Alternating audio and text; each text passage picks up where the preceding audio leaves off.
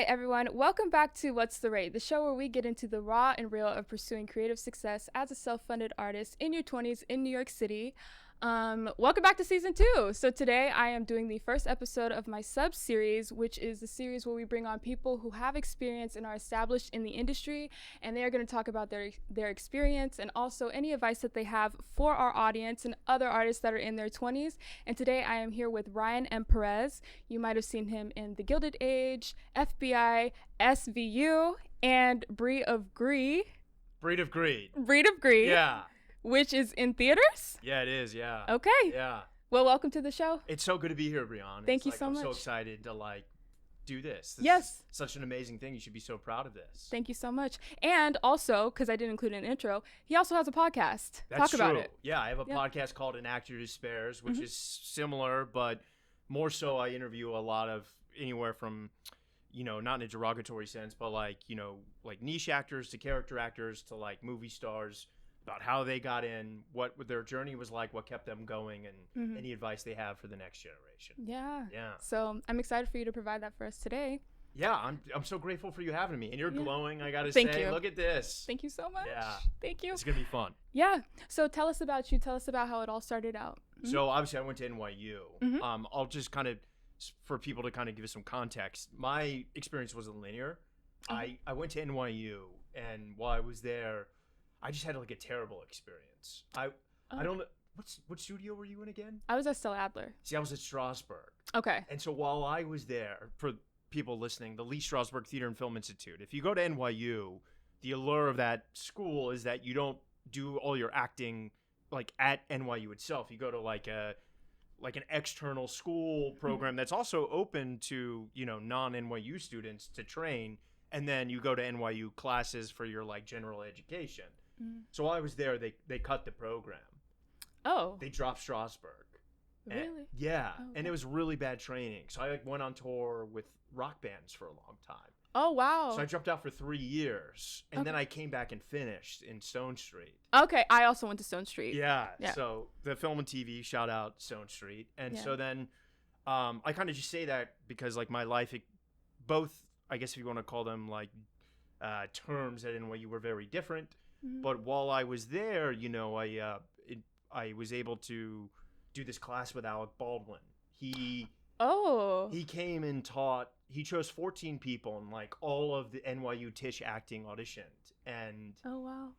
And I got to I did it not at all thinking I would ever get in. And this was literally, it was honestly, it was 2 weeks after 30 Rock ended. Okay. So it ended, and he was this is apex Alec Baldwin in his career, hosting the Oscars, and it was an incredible experience. And he was very honest, because there's such small few of us in the class that it was about how to break in, and I learned a lot. But the thing that I and this is getting to the post, NYU, is that I don't think NYU does a great job of just preparing you for that transition. Yeah, and I agree. It is awful.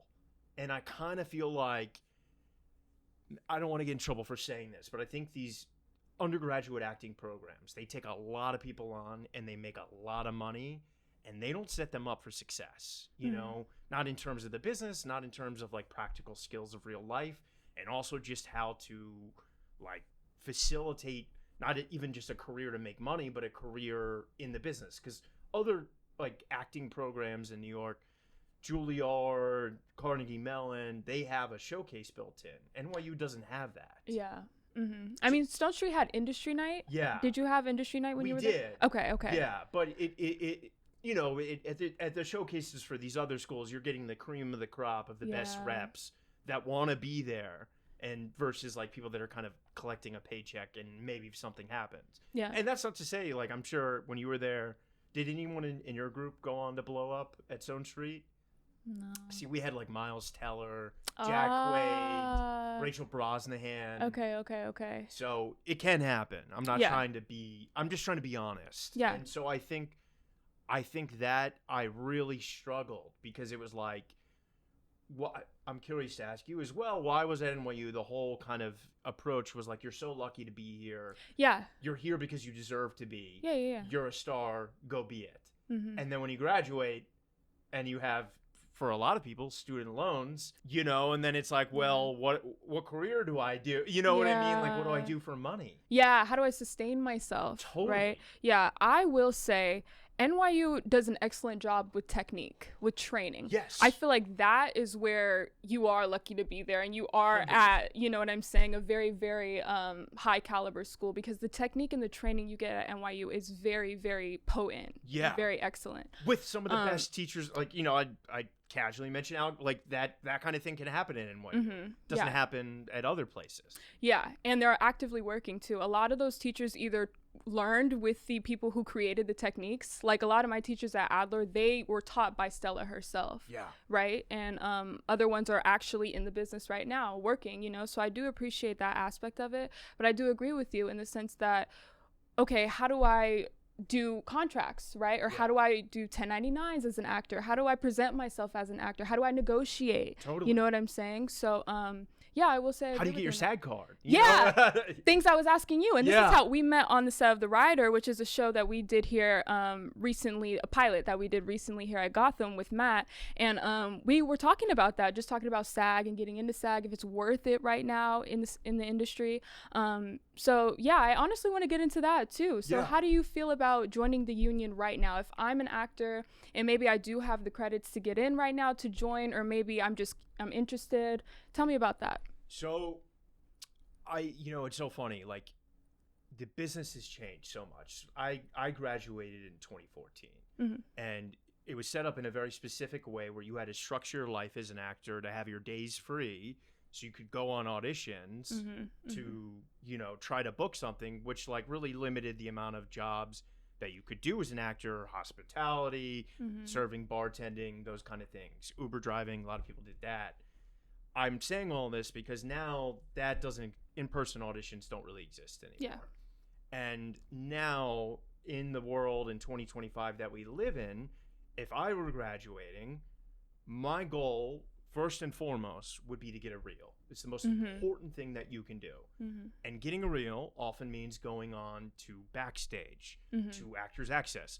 Primarily, I would focus on backstage because you're going to find people that are more eager to get things, and just know that you're not gonna be in a Clockwork Orange. You're gonna be doing, I'm not trying to be mean, but you're not gonna be doing the most thrilling work. Yeah. But you just need 15 to 30 seconds of something that showcases you in a particular way. Yeah. A type of you, a personality trait that you do well, to kind of start to build up that reel. Obviously, most of these backstage or Actors Access projects are not gonna be SAG.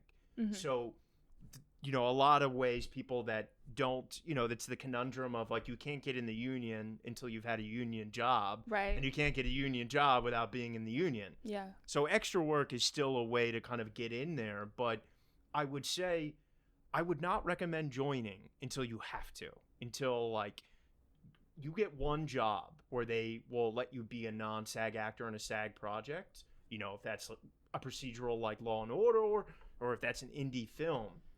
But then eventually, if you do another one, you become a must join. Right. And I would not join until you become a must join. Okay. So you can build up that wealth of material and get that reel together, because the reel, ultimately, which would probably be the next thing we'd speak about, is what will get you representation. So I'm not trying to, like, name drop here, but I just kind of want to give her credit. Rachel Brosnan was, like, my first, like, it was with me all through my NYU first term. And she started working really early. This is far before Meisel and everything. But one of the things that she always taught me, like, advice-wise, because she was doing well even back then, was, like, to become an academic. And by becoming an academic, I really mean to, like, now with Amazon, you can get an IMDb Pro account. And I think if you're coming up, you need one. You need to know who the players are. Like, I'm not being hyperbolic here. Like, this business is like going to, like, war. Watch everything you can. New shows, new movies. What you do, sign up for the free trial of IMDb Pro. Get 30 days. Get used to it. Find actors you like. Go on their page. Look up who represents them. And start kind of getting yourself familiar with the agency names, the manager names, the casting director names for these projects. And really start, like, looking at these things. And this is hard because, like, as actors, we're delusional. But have some kind of, like, objective awareness of, like, what of these things, specifically in TV, because they're going to continue to make ideally new seasons of those, am I right for, right? What shows, you know, if you live in New York, for you, SVU, you know, FBI, like all the amazing things here, I'll go, okay, where do I fit in this? Yeah. And obviously I don't want to speak out of term here, but like the big five agencies, CAA, you don't want to start there, you know, but go on IMDb. You can go on to like a season, and then you can even go into an episode. So you can go to like season 5, episode 23. Look at some of the non-famous actors and who represents them, and go on what we call their roster, where if you click the agent or the manager's name, you see everyone they represent, and start to kind of look at like, okay, is anyone here like me? Do they have anyone like me? And conversely, if they do have someone like you that works a lot, counterintuitively that plays to your favor because that's working for them and that person's going to be busy. So then I would start contacting those reps, and I call them the kind of like the developmental agents and managers. Like start getting familiar with those names so you can do, I don't know if you've spoken about one-on-one or actors connection here. Yeah, okay, yeah. I haven't mentioned it yet, but this is good. This is good to so mention it now. These kind of places where you can go network and take a class with them to kind of get in front of them.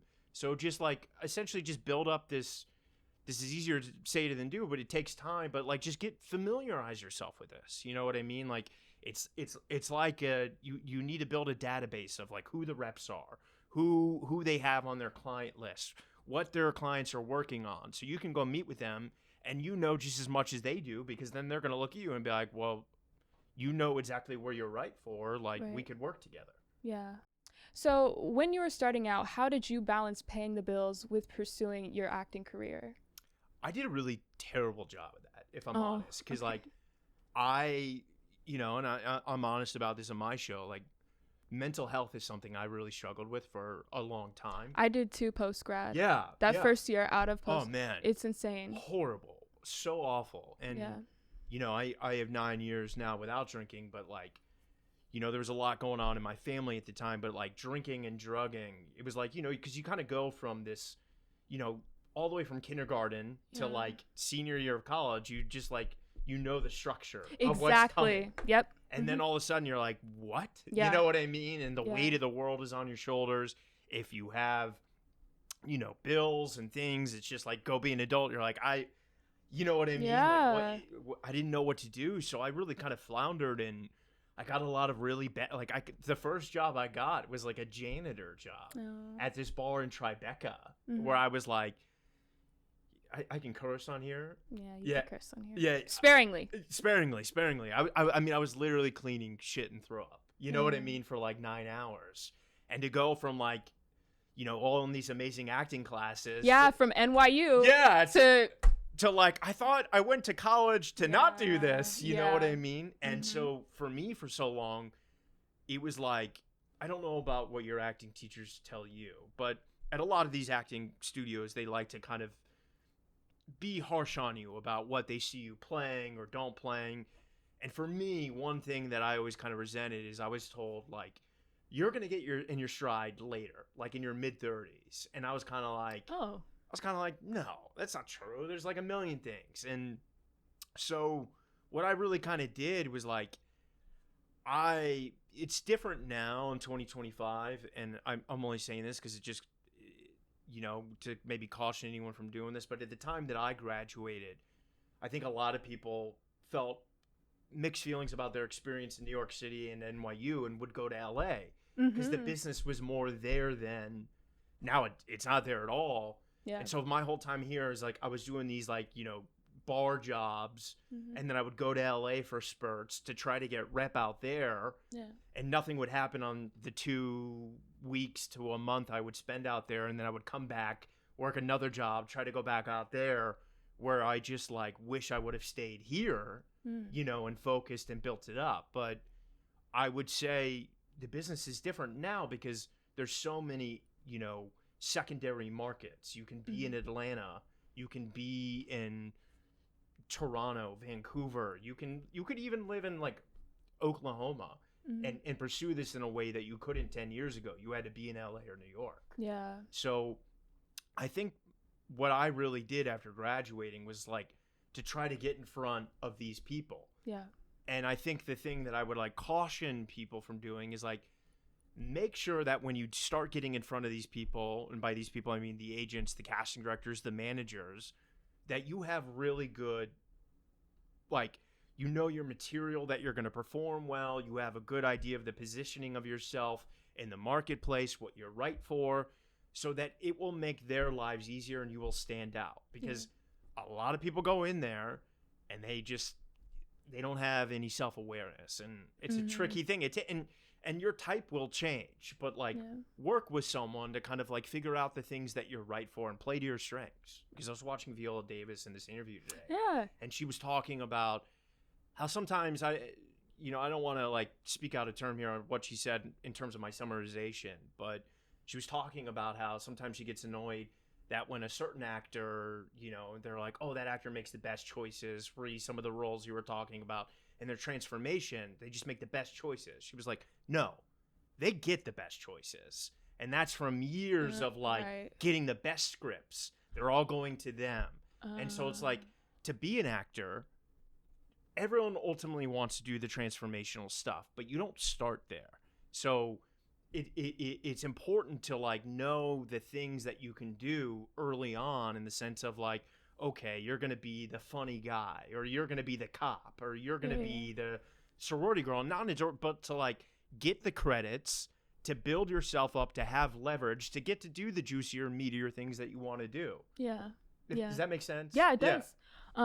And definitely building up your skill sets, that way when it comes across, your path, you'll be ready for it. Like 100%. I remember I told you I want to do like Angelina Jolie, like Zoe Saldana, like stunts, right? So I found stunt classes and I have one that I'm taking. Yeah. You know what I'm saying? So being able to have those skills ready, you know what I'm saying, when you do come across a role like that, even though it might not be immediate, but just working on it so you're a well-rounded actor and you're always ready. What's one job or gig that you took to survive that may have unexpectedly helped your career?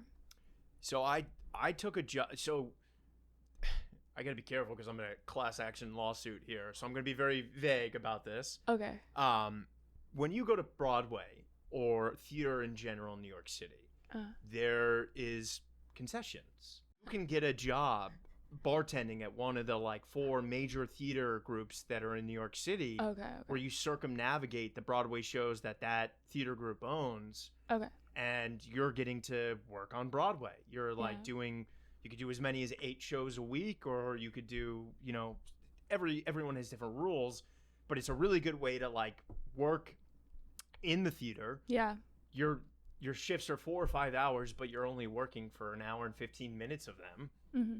So like you get a lot of downtime to like read scripts, work on your material, read plays. So I think those kind of jobs also allow you to build up a network of like, obviously not literally everyone that works those jobs are actors, but a lot are writers, dramaturgists. There's so many amazing creatives in those jobs.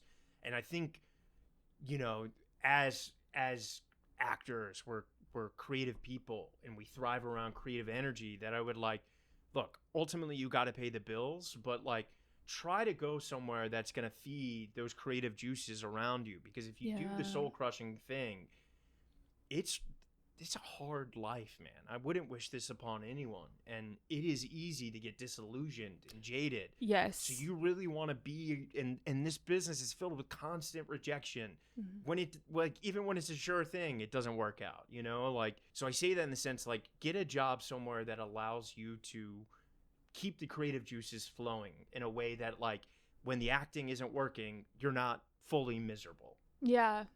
Well, you're also still kind of working on, you're flexing that muscle still. Yeah. Totally. Yeah. I love that. And build a network of fellow creatives. You know what I mean? Yeah. That's what I did while I was working at retail. I was working in retail. I won't say the name. I always slip up. I almost slip up. I thought you were about to drop it. No, I know. I thought so too. But I had them put me on that register, and I was like, if I'm going to work here, I'm going to network while I'm here. And I did. Yeah. And that got you here. And it got me here. Yeah. Look at that. Yeah. Start from the bottom. Now you're here. Yeah, exactly. All right. Going into reflections, is there anything that you wish you knew earlier on that would have made your journey easier? I think it's so tough because like had I have known, and there was no way to know that the in-person thing was going to go away, I would have not done the hospitality jobs as long as I did. Oh, okay. Yeah. You know what I mean? But I think the thing that I wish I knew earlier was that I'm going to contradict myself with what I previously just said. Like, getting stability is the most important thing to be able to pursue this career, because it's a very unstable life, and making sure that you have money, that you are able to like pay rent, that you're like the when you hear some of these other actor stories on like, you know, it doesn't exist anymore, inside the actor studio where they were like homeless and lived in like, you know, deep Brooklyn and ate potato chips, like that New York doesn't exist anymore. Like, you need money to be here or in LA or wherever you're trying to build it up. So make sure that you're flush with funds so that way you can pursue this comfortably. Yeah. Because it's very erratic, and you want to make sure that, like, you know, now with YouTube and everything we see with social media, it's like the term UGC, meaning user-generated content, is bigger than ever. And you want to make sure that you have money to fund the things that you can't get made the way that used to be made in a studio system. So, like, make sure that you have health care, you know? Yeah. Like, that's important, you know? It's like, and just because you take a job does not mean that you are stuck doing that thing for the rest of your life. Yeah. You know what I mean? Like, it is a means to an end. There's always another way to, like, find something better, but, like, make sure you are okay, you know? Because I think as artists, we're free spirits, and sometimes the confinement of something that it can be soul crushing, but make sure you just have I don't like the word backup plan, but make sure that you have something to fall back in line with so that you can still survive. Yeah. Gosh, sorry, that just made me emotional because I feel like that spoke to a past version of me, like while I was working in retail, because I felt like I was stuck there. Like, when I tell you I hated my life, no, it's so bad. Like, it's true. Like, if you're not in an environment that is similar to what you were in previously in terms of like being an actor, going to Tisch, like, dude, it is soul sucking. Like, it's where dreams die. It really is. Literally. So, yeah, past Brianne, who was working at that retail job, she needed to hear that. And I feel like just now that you told her that, and it, like, a part of me kind of just, like, felt some sunshine just now. You know what I mean? Anything to take my suffering away and make other people. So I really appreciate that. Do you feel as though wealth privilege still plays a role in who gets ahead in this industry? Oh, yeah, more than ever. Okay, how so? I think the business existed for a really long time in one way, in the sense that they like would make, you know, $5 to $10, $15 million movies all the time. And they don't anymore. Like, you know, I don't want to blame it on any one particular movie, but around 2008, we started seeing this, like, you know, trillification of these movies. Like, you know, we saw it with Lord of the Rings. They made these 3 amazing ones, and then Nolan made 3 amazing ones. And I think the business started to be like, well, wait a second. We just made 3 movies that each made $1 billion. Like, why don't, you know, if you make a $15 million movie and it makes $100 million, that's still great profit. But they started thinking, well, if we make a $250 million movie and it makes $2 billion, we'd rather make the $2 billion versus than $95 million. Yeah. And I say that in the sense that, like, they stopped taking risks, like, essentially with what they call IP now, like a built-in brand awareness, like Battlestar, the video, or the board game. You know what I mean? Like, it's not something that, like, people think is like an IP, but it is. It's a game that's existed or Battleship, sorry. I know what you're talking about. Battleship. I know what you're talking about. Like, I say this in the sense of, like, as this business moved away from the IP or the traditional, like, you know, broad movies, you make a comedy, you make a drama for 5-10 million. The revenue streams that allow that business to exist, you know, DVD sales, you know, like video on demand, they're evaporating because of streaming. So now everything has got to be this, I don't think it should be, but this $100 million thing. And what makes sense then is, like, well, with brand awareness comes, like, nepotism, because, like, oh, brand awareness. Well, how about George Clooney's kid? You know what I mean? Because, like, people know the name Clooney. And then it's like, well, we don't have to worry about, like, hiring a no-name because people are going to come see Clooney's kid. And I'm not, hey, Clooney, I'm sure your kids are great. Yeah, but But you know what I'm saying? So now it's like, you used to hear when you go back to inside the actor's studios, like, I was a postman. Or you know what I mean? Like, John Malkovich was a school bus driver. And now you watch a TV show and then you do a little bit of digging and it's like, oh, their dad was the president of Goldman Sachs and they're a billionaire, So it's really tricky because it's true. And you can't get bitter or jaded about that. And believe me, I need to take my own advice because the only thing you have in common with those people is Earth, and it's not their fault. But ultimately, you have to take that information to kind of build your work that speaks to your world and your life experience that allows to showcase you. Because like those movies, I think people are just getting tired of them. You know what I mean? Like, I'm not to knock on the superhero thing, but it's like they're all the same. It feels like, you know what I mean? And like, we want to see human beings go through something, not someone who's going to do the same thing that has been done 7 other times. Yeah. And so don't let the last names or the money, like, disillusion you, because ultimately, if you are in touch with who you are as a human, what makes you interesting, all the vast life experiences that you've had, and you're able to kind of bring that to a performance, that will be interesting. Yeah. Like on a long enough timeline, I think acting is moving, like the timeline that actors have made, the kind of money that they've made is like 100 years out of 1,000. So it's like 10% of the time. And I think we're moving away from, the $20 million movies. It's like, there's just less money going around. So you really got to love this, And that goes back to like making sure that you have stability to be able to do this, so that way you can kind of like support yourself while you're doing the thing that you love. Yeah. What's the hardest thing about doing this kind of work in New York City specifically? And then what's the easiest thing about doing this kind of work in New York City? The hardest thing about doing it in New York City, I mean, just in terms of where we're at now, is like, even when I moved here in 2008, it kind of seemed like, there was like, it certainly was still possible to kind of like make a middle class living and like support yourself here. And now, I mean, unless you live in like Far Rockaway, you just see like condo high rise after high rise, and rent is like, $4,000 one bedrooms, and you're just like, oh my God, you know what I mean? And like, you're trying to kind of like be an artist, which traditionally from 99% of not just artists, but actors make less than $20,000 a year. Yeah.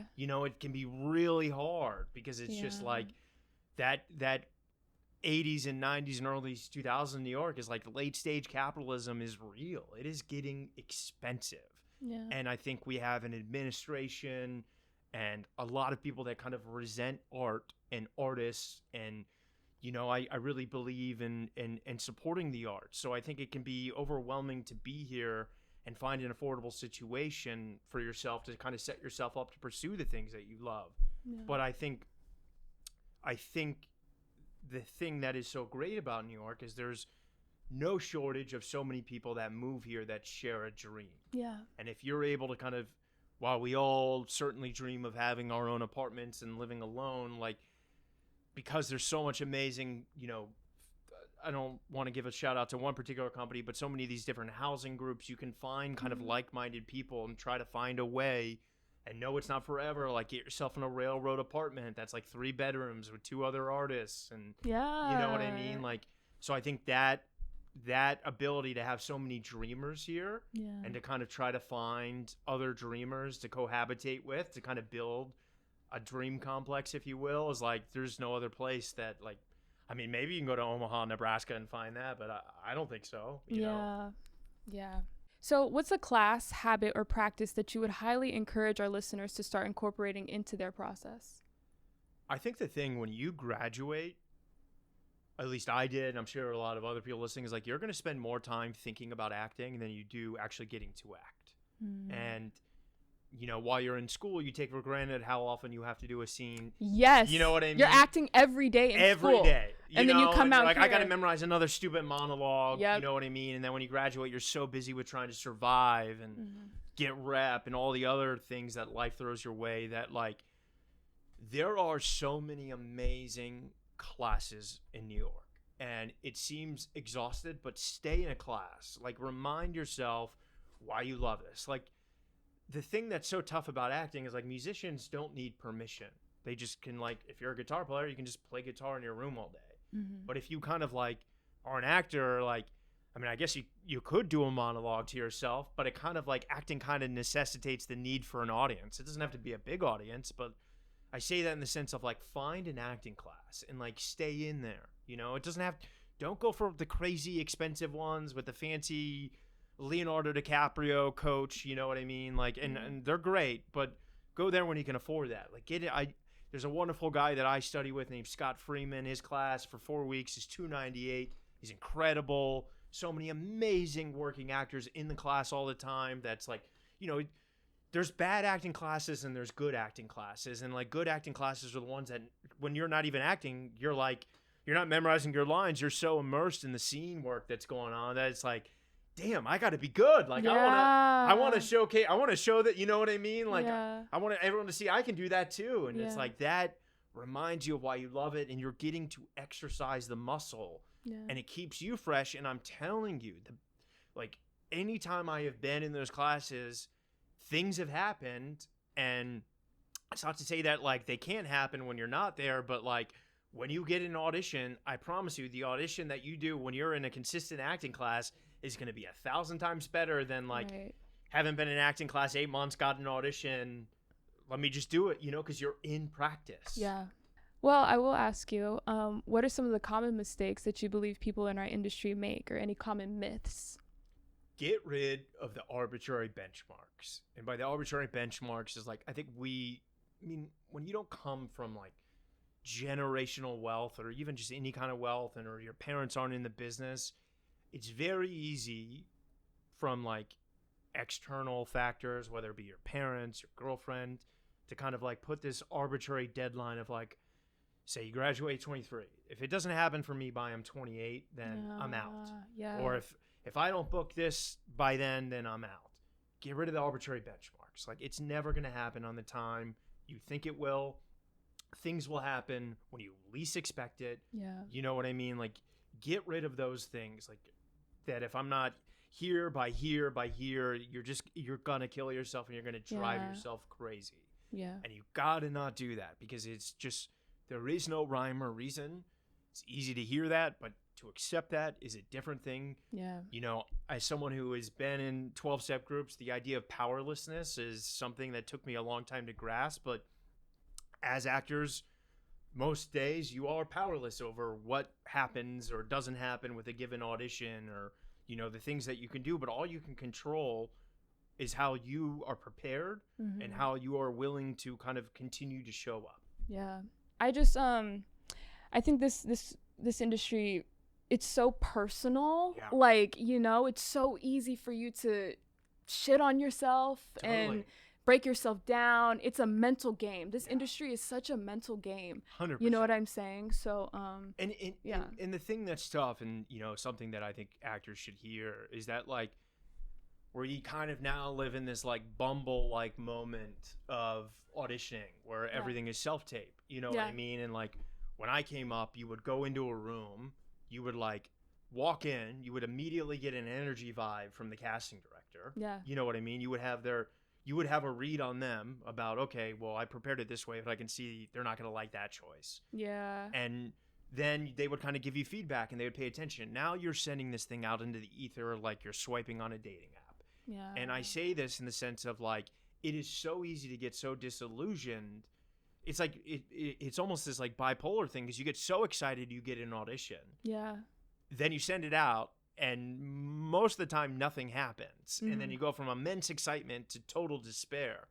And the thing that you have to do is just remember that, like, make choices. Now it's more important. I mean, they were always important, but now, like, in a self-tape, like, own the choices that you make. You know what I mean? That's not to say with a co-star try to like turn it into this like Malcolm about McDowell. you. You know what I mean? If it's an under 5 line, like it's exposition, say the lines, get out, do the thing. But like try to like make interesting choices, because reality is that they probably are looking at the first 10 seconds. And that's not to say like do something crazy in the first 10 seconds, but like take risks, man. Like sometimes I have broken the fourth wall and looked in the camera or gotten really close, and like some of those things that I thought were like, well, this is gonna get me in big time trouble, like or got me a callback or booked me a job. You know, like own that work. You know what I mean? Like make it so that they don't want to just watch 5 seconds, they want to finish the whole thing. Because if you think about it, they're watching a million,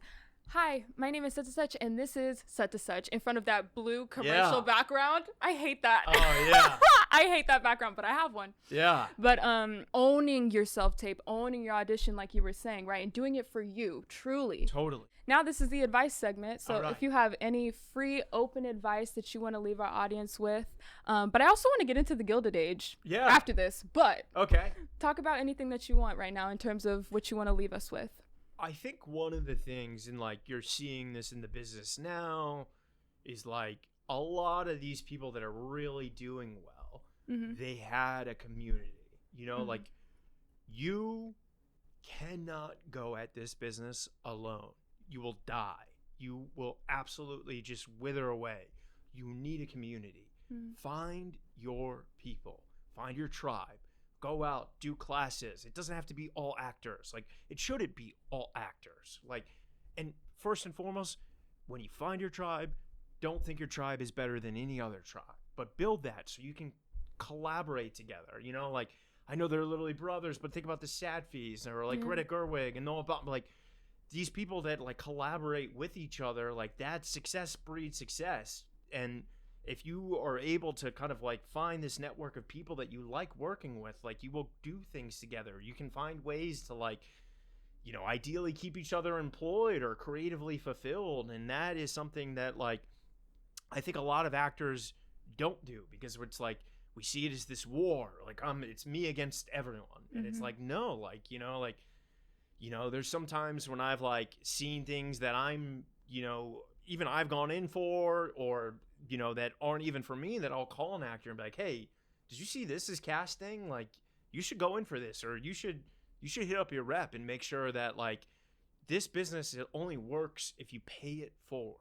Like you have to have a network of people to make sure that you guys are all staying, you know, a way to keep the energy flowing. And I think it took me a long time to realize that. And don't think the first thing that like you do has to be memento. Like chances are it's going to be awful, but like that's beautiful. You're going to learn so much from that. Like having an idea and it being a powerful idea and executing it and seeing it through and then watching it back and it's something totally different than you imagined, both in horrible ways, but in interesting ways. Like that's the creative process. As soon as you're done, like do it again. Yeah. Talking about creative process, I do want you to touch on that. Yeah. So what's your creative process? In terms of like auditioning or? Yeah, you could talk about auditioning. Yeah. So, I mean, I think, you know, hopefully I speak to other actors out there, like for so long, you just want that first thing to like prove that like I'm an actor. Like let me get that first TV credit or movie credit. And you're just so in your head about like, you know, like auditioning, like, oh man, like there's a million ways I can play it. Like I say that in the sense of like, once you get the first thing, you kind of like, not that you ever fully evaporate the self-doubt, but you're kind of like, oh, I'm an actor. Like I can do this. Yeah. So I always kind of try to find the world that the material lives in. And if it's a TV show, it's much easier to do that because ideally, unless it's in its first season, it already exists. You can go watch the thing. And you can be like, okay, this is a broad comedy. Okay, this is a gritty procedural. And then you can kind of find that world. And then if it's a co-star, those are exposition. You're there to move the story along. So it's, you know, it's not to say co-stars are an art, but you say the lines in a way that is informative but forgettable. If it's a deeper thing, I know they can be expensive, but I like to work with acting coaches. I have like 3 that I circumnavigate: Ted Slabursky, Rob McCaskill, and Tom Draper. Those are my guys. And sometimes, like when I get a really interesting thing, like I'll work with like 2 of them to kind of see what different things they bring out. And I think it's really, really important, even if you can't afford an acting coach, if it's an audition that's like a big one, like run it with someone. Like really think about the choices that you can make and the beats within the scene. And like, I know like kind of breaking down a script and doing script analysis seems so tedious because like I'm never going to look at this again, but like really break it down, like see where the crux of the scene is, where some beats are interesting, and like practice. Now that you have self-tapes, like do a few, go back and watch it, see what works, see what's not working, like work on the eye line, change the tonality here, like. And I think that is something that will only benefit you in your creative output, but also in ideally your booking. There's the Gilded Age. Tell us about it. And also FBI, yeah, and SVU. SUV. I know. This is an interesting story because like it just goes to show you, like, for most actors out there, you're not gonna sign with a great agent right away, and a lot of them are gonna be sketchy. They're like, there's a lot of sketchy reps out there, and like you're out there to try to like get into casting offices that you can't get into without having someone submit you. And I remember, like, I won't name them, though I'm tempted to. I was with this really shitty agent who was like a total slime ball, but I was just so desperate at the time. And, I stayed with him through the pandemic because it was hard to find another agent. And I remember I always was like, because it's just such a quintessential New York show, I was like, well, what about SUV? See? What about SVU? Yes. I would say, what about SVU? SVU. And he would say, oh, yeah, I submit you all the time. They're not interested in you. And I'm like, that seems weird. Like, volume-wise, that show needs more actors than just about any other in New York. Like, they have a new crime every episode. And so ultimately, after like 2 years there, I was like, I dropped that agent, and I was like, I hit up a friend of mine, and I was like, would you refer me to yours? And they did. And I'm not even joking, the same day that I signed with that agent, I got a Law Order SVU audition. Oh wow. And I booked it the next day. And wow. like, so like, I say that in the sense of like, don't let what even your agent is telling you, unless they're with like a major, like, ignore it. There's always a way. You don't know what show is going to be the first thing that you end up on. And like, funny enough, like, I did that show, and like, they keep bringing me back. Like, you have no idea. Like, just go be a good human on when you get a job. Like, say your lines, be early. When they give you your costume, hang it up when you're done. Like, treat it well. Like, don't be on your phone the whole time. Like, you spend all this time dreaming of being on a set. Like, don't just be on your phone. Like, soak it in. Yeah. Like, if you don't have set experience, like, really kind of like try to like look at what everyone is doing to kind of start to understand the functionality of a set, so you can kind of be there. And like, it seems easy to say, but like, there are a lot of people that can't do that, and they get these big jobs and they're aliens, and like their reps find out about it. But if you can be a good person, like, because you are one, like, it will pay dividends. Yeah. And that like experience was the same casting director that got me on FBI. Oh. And then they booked me on that. And then, funny enough, like, another example of like never knowing where you're going to end up is like, I have a podcast that I mentioned, An Actor Despairs, and there are 2 actors that are the leads on The Gilded Age, an actor named Morgan Spector and an actress named Carrie Coon, who both have done my podcast. And I had Morgan on like far before he was booked on The Gilded Age, and he's a great guy. And then I had Carrie like the day they were announcing The Gilded Age, and I remember like I did my podcast with her the day they announced it, and I read the PR announcement, and I was like, oh, aristocratic, like American Downtown Abbey, like there's another show I'll never get cast on, you know? And sure enough, I got the audition, and the audition was like for a coal miner who stages like a strike. And I kind of was like, in my head, I was like, okay, well, you know, I know the scene isn't really about my character, but like, this is a big moment. Like, I could play this at like a 5, and I think a lot of actors would, you know, like strike. Or I could play this at like a 20. You know what I mean? And just like crazy, like, sorry, MAGA energy, you know, just crazy. And I went for it, and I booked it, you know what I mean? And so like, it goes back to what I was saying about just like, make choices. Yeah. Like, you know what I mean? Like, casting will notice. Yeah. Wow. So tell me more about that experience. You know, that experience is one of the coolest of my life, because like, I grew up watching HBO shows, and like, you know, obviously like The Sopranos and The Wire are great, but it's like, I feel like it's any actor's dream to do a period piece or a costume drama. Yeah. And, you know, like, that show is like got a budget that's just, I mean, you know, well over 30-40 million in episodes sometimes.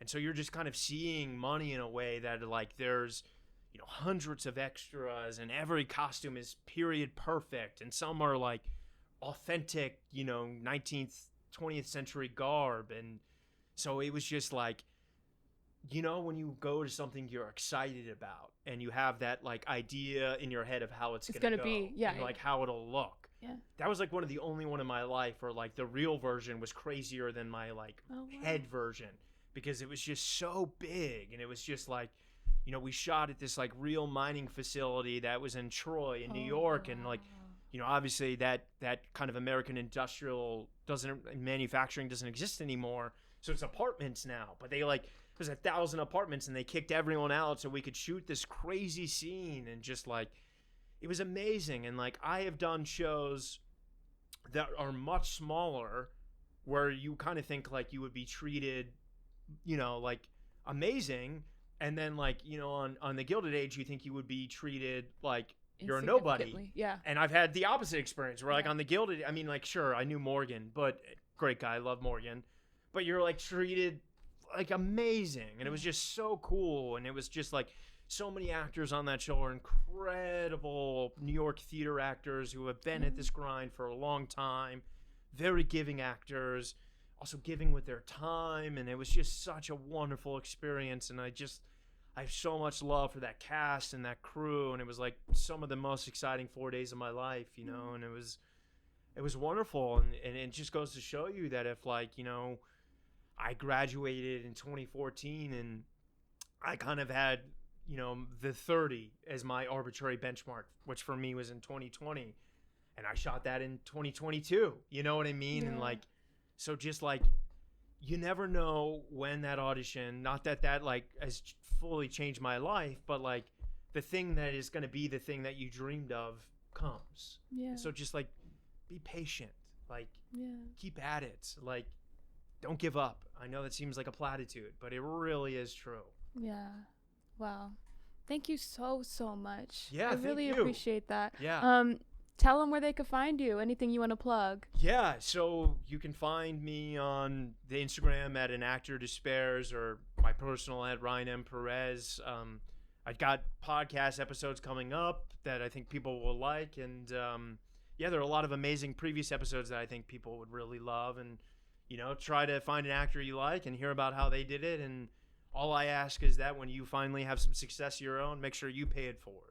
Thank you guys so much for tuning into another episode of What's the Rate? Season 2, first episode of Resources, and I think it was amazing. So thank you so much. Great questions. Thank you. But thank you guys so much, and we'll see you on the next episode.